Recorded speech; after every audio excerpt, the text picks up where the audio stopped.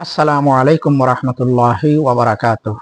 সম্মানিত দর্শক শ্রোতা, আশা করি মহান আল্লাহর রহমতে সবাই ভালো আছেন, সুস্থ আছেন। লাল গালিচায় সংবর্ধিত হলেন তারেক রহমান। উষ্ণ অভিনন্দনে সিক্ত হলেন বাংলাদেশের মাননীয় প্রধানমন্ত্রী জনাব তারেক রহমান। আমরা জানি গতকাল বাংলাদেশের মাননীয় প্রধানমন্ত্রী জনাব তারেক রহমান সরকার প্রধান হওয়ার পর এই প্রথমবারের মতো তিনি বিদেশ সফরে গেলেন, মালয়েশিয়া গেলেন। মালয়েশিয়ায় জনাব তারেক রহমানকে সে দেশের সরকার যেভাবে লাল গালিচায় সংবর্ধনা দিয়েছেন, যেভাবে উষ্ণ অভিনন্দনে সিক্ত করেছেন, যেভাবে তাকে গার্ড অফ অনার দেওয়া হয়েছে, এটা শুধুমাত্র ব্যক্তি তারেক রহমানের সম্মান নয়, এটা শুধুমাত্র বাংলাদেশের প্রধানমন্ত্রী তারেক রহমানের সম্মান নয়। আমি মনে করি এর মধ্য দিয়ে বাংলাদেশের প্রতি, বাংলাদেশের মানুষের প্রতি মালয়েশিয়া সরকারের এবং মালয়েশীয় জনগণের ভক্তি, ভালোবাসা এবং আন্তরিকতা প্রকাশ পেয়েছে। সুতরাং এই অকৃত্রিম এবং জৌলুসপূর্ণ অভিনন্দনের জন্য আমরা মালয়েশিয়াকে ধন্যবাদ জানাই মালয়েশিয়ার প্রধানমন্ত্রী জনাব আনোয়ার ইব্রাহিমকে। প্রিয় দর্শক শ্রোতা, প্রধানমন্ত্রী তারেক রহমান সরকার গঠন করার পর বুদ্ধা মহলে, সচেতন মহলে ব্যাপক জল্পনা কল্পনা ছিল তার প্রথম বিদেশ সফর কোথায় হয়, কোন দেশে হয়। কেউ কেউ ভেবেছিলেন প্রথমে আমেরিকা যাবেন, কেউ কেউ ভেবেছিলেন প্রথমে ভারত যাবেন, কেউ ভেবেছিলেন হয়তোবা চীন অথবা মালয়েশিয়া। কিন্তু একেবারে স্থূল দৃষ্টিতে স্বাভাবিক নজরে যদি আমরা তাকাই, তাহলে বাংলাদেশের একজন প্রধানমন্ত্রীর প্রথম সফর হওয়া উচিত ছিল প্রতিবেশী রাষ্ট্র ভারতে। এর কারণ হচ্ছে ভারত আমাদের বাংলাদেশের স্বাধীনতা যুদ্ধের সময় তারা আমাদেরকে সমর্থন দিয়েছে, সার্বিক সহযোগিতা করেছে, লক্ষ লক্ষ মুক্তিযোদ্ধাদেরকে প্রশিক্ষণ দিয়েছে, এতে কোনো সন্দেহ নেই। আমরা ভারতের এই অবদানকে কৃতজ্ঞ চিত্তে স্মরণ করি এবং আজীবন স্মরণ করে যাব। কিন্তু সেই মুক্তিযুদ্ধকালীন সহায়তাকে পুঁজি করে আজকে 54টি বছর ধরে ভারত আমাদের প্রিয় মাতৃভূমি বাংলাদেশের উপর যেভাবে ছড়ি ঘুরিয়েছে, এখনো ছড়ি ঘুরিয়ে যাচ্ছে, এতে করে তাদের সঙ্গে আমাদের যে স্বাভাবিক সম্পর্ক থাকার কথা সেটা বহু আগেই প্রশ্নবিদ্ধ হয়েছে, সেটা বহু আগেই বিঘ্নিত হয়েছে। এখনো আমরা মনে করি একটি প্রতিবেশী রাষ্ট্র হিসেবে ভারত যদি বাংলাদেশকে সম্মানের চোখে দেখে, বাংলাদেশের স্বাধীনতা সার্বভৌমত্বকে সম্মানের দৃষ্টিতে দেখে, কুশিন নামক যেই বর্বরতা চালিয়ে যাচ্ছে সেটা বন্ধ করে, পাখির মতো সীমান্তে মানুষ হত্যা করা বন্ধ করে, আমরা মনে করি ভারত এবং বাংলাদেশের সম্পর্ক এক মুহূর্তেই, নিমিষেই স্বাভাবিক হয়ে যাবে এবং স্বাভাবিক হওয়াটাই বাঞ্ছনীয়। কিন্তু সেটা হচ্ছে না, শুধুমাত্র ভারতের একতরফা দাদাগিরির কারণে। যেমনটি তার সাথে সম্পর্ক ভালো নেই নেপালের, সম্পর্ক ভালো নেই শ্রীলঙ্কার, সম্পর্ক ভালো নেই মালদ্বীপের, এবং বাংলাদেশের সঙ্গেও তাদের সম্পর্কটা ভালো থাকুক সেটা তারা অকুণ্ঠ চিত্তে চায় না, কায়মনোবাক্যে চায় না। তবে তাদের মনে রাখতে হবে বাংলাদেশ এখন আগের জায়গায় নেই।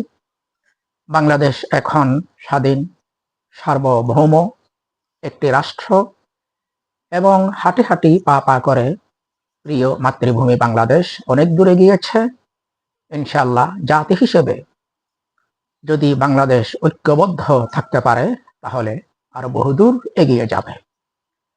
প্রিয় দর্শক শ্রোতা, একজন রাষ্ট্রপ্রধানের বিদেশ সফর এটা শুধুমাত্র আনুষ্ঠানিকতা নয়, এর মধ্য দিয়ে সেই সরকারের একটা কৌশল, সেই সরকারের একটা নীতি, সেই সরকারের একটা প্রায়োরিটি প্রকাশ পায়। তো তারেক রহমানের এই মালয়েশিয়া এরপর চাইনা সফরের মধ্য দিয়ে বর্তমান সরকারের একটা বিদেশ নীতি প্রকাশ পেয়েছে। সেটা হচ্ছে কে কত শক্তিশালী, কে কত পরাশক্তি সেটা বিষয় নয়। এই মুহূর্তে তারেক রহমানের সামনে সবচেয়ে বড় মুখ্য বিষয় হচ্ছে অর্থনীতি, বিনিয়োগ, কর্মসংস্থান এবং শ্রমবাজার। এসব দিক দিয়ে মালয়েশিয়া বাংলাদেশের একটি ঐতিহাসিক বন্ধুরাষ্ট্র, এবং যেই রেমিটেন্সের উপর, প্রবাসী ভাইদের যেই আয় রোজগারের উপর বাংলাদেশ অনেকাংশে টিকে আছে, সেই শ্রমবাজার, সেই একটি গুরুত্বপূর্ণ এবং প্রথম শ্রেণীর শ্রমবাজার হচ্ছে বাংলাদেশের মালয়েশিয়া। এজন্যে জনাব তারেক রহমান মালয়েশিয়াকে প্রাধান্য দিয়েছেন। পাশাপাশি এরপর হচ্ছে চাইনা। চাইনাও বর্তমান পৃথিবীর অন্যতম এক পরাশক্তির নাম। পাশাপাশি বাংলাদেশের স্থপতি মরহুম শেখ মুজিবুর রহমানের হত্যাকাণ্ডের পর, তিনি নিহত হওয়ার পর চাইনা বাংলাদেশকে স্বীকৃতি দিয়েছিল। তখন থেকে শুরু করে চাইনা বরাবরই বাংলাদেশের এক অকৃত্রিম বন্ধু, বাংলাদেশের এক বিশ্বস্ত বিনিয়োগ সহায়তাকারী, বিনিয়োগ অংশীদার। বাংলাদেশে বিশ্বের যতগুলো রাষ্ট্রের বিনিয়োগ আছে, আর্থিক সহায়তা আছে, অনুদান আছে, এর মধ্যে চাইনা অন্যতম গুরুত্বপূর্ণ এক রাষ্ট্র। তো এই সফরের মধ্য দিয়ে একটা জিনিস খুবই পরিষ্কার হয়, সেটা হচ্ছে ভারতের চোখ রাঙ্গানি, ভারতের প্রকাশ্য অপ্রকাশ্য ষড়যন্ত্র চক্রান্ত, এগুলোকে এখন আমলে নেয়ার সময় বাংলাদেশের নেই, এবং এসব ব্যাপারে জনাব তারেক রহমানের অবস্থান খুবই পরিষ্কার। এ কারণেই তিনি প্রথমে মালয়েশিয়া, এরপর চাইনাকে তার প্রথম বিদেশ সফরের জন্য নির্বাচিত করেছেন। প্রিয় দর্শক শ্রোতা, প্রাপ্ত তথ্যমতে মালয়েশিয়াতে বাংলাদেশের এই মুহূর্তে প্রায় 8 লক্ষের উপর প্রবাসী ভাইরা রয়েছে। আজকে আনুষ্ঠানিকভাবে মালয়েশিয়ার মাননীয় প্রধানমন্ত্রী জনাব আনোয়ার ইব্রাহিমের সঙ্গে আমাদের প্রধানমন্ত্রী জনাব তারেক রহমানের আনুষ্ঠানিক বৈঠক হয়েছে।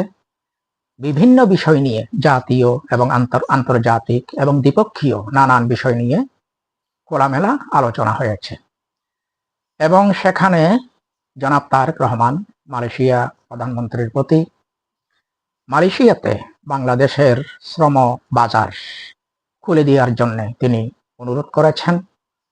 পাশাপাশি মালয়েশিয়াতে হাজার হাজার অনিয়মিত শ্রমিক রয়েছে, যাদের ভিসা নেই, যাদের সরকারি অনুমোদন নেই, স্বীকৃতি নেই।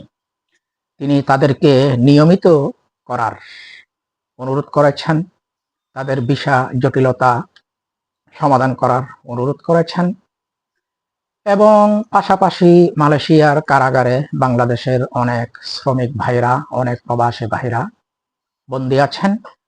তাদেরকেও কিভাবে মুক্ত করা যায়, কিভাবে ছেড়ে আনা যায় সে ব্যাপারেও তিনি আহ্বান করেছেন, অনুরোধ করেছেন।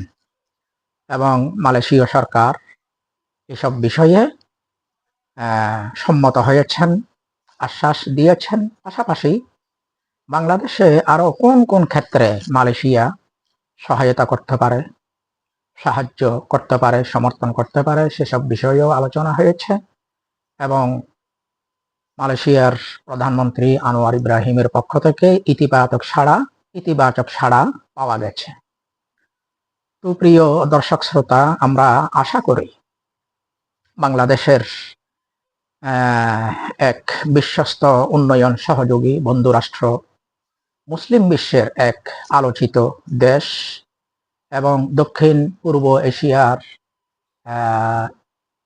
একটি অর্থনৈতিক সমৃদ্ধশালী একটি রাষ্ট্র মালয়েশিয়ার সঙ্গে জনাব তারেক রহমানের আজকে যেই আন্তরিকতাপূর্ণ বৈঠক হলো, এর মধ্য দিয়ে উভয় দেশের সম্পর্ক আরো জোরদার হবে, মজবুত হবে, শক্তিশালী হবে এবং মালয়েশিয়াতে আমাদের দেশের প্রবাসী ভাইদের কর্মসংস্থান তৈরি হবে। আরো বেশি বেশি করে বাংলাদেশের মানুষ মালয়েশিয়াতে যাবে, মালয়েশিয়ার উন্নয়ন অগ্রগতিতে ভূমিকা রাখবে, এটুকু আমরা আশা করি। পরিশেষে আবারও জনাব তারেক রহমানকে মালয়েশীয় সরকার যেই উষ্ণ অভিনন্দন জানিয়েছেন, যেই আন্তরিক পরিবেশে বরণ করেছেন, আমরা এর জন্য মালয়েশিয়ার প্রধানমন্ত্রীকে ধন্যবাদ জানাই, মালয়েশিয়ার জনগণকে ধন্যবাদ জানাই। তো এরপরের পালা হচ্ছে চাইনার। খুব সম্ভবত জনাব তারেক রহমান আগামীকাল মালয়েশিয়া ত্যাগ করে চাইনার উদ্দেশ্যে তিনি চলে যাবেন। তো এবার দেখার পালা চীন সরকার আমাদের প্রধানমন্ত্রীকে কিভাবে বরণ করেন, কিভাবে গ্রহণ করেন এবং বাংলাদেশের জন্য চীন নতুন করে কোন ঘোষণা দেন সেটা দেখার জন্য আমরা উন্মুখ হয়ে আছি। সবাই ভালো থাকবেন, সুস্থ থাকবেন, আল্লাহ সবার সহায় হন। আসসালামু আলাইকুম ওয়া রাহমাতুল্লাহি ওয়া বারাকাতুহু।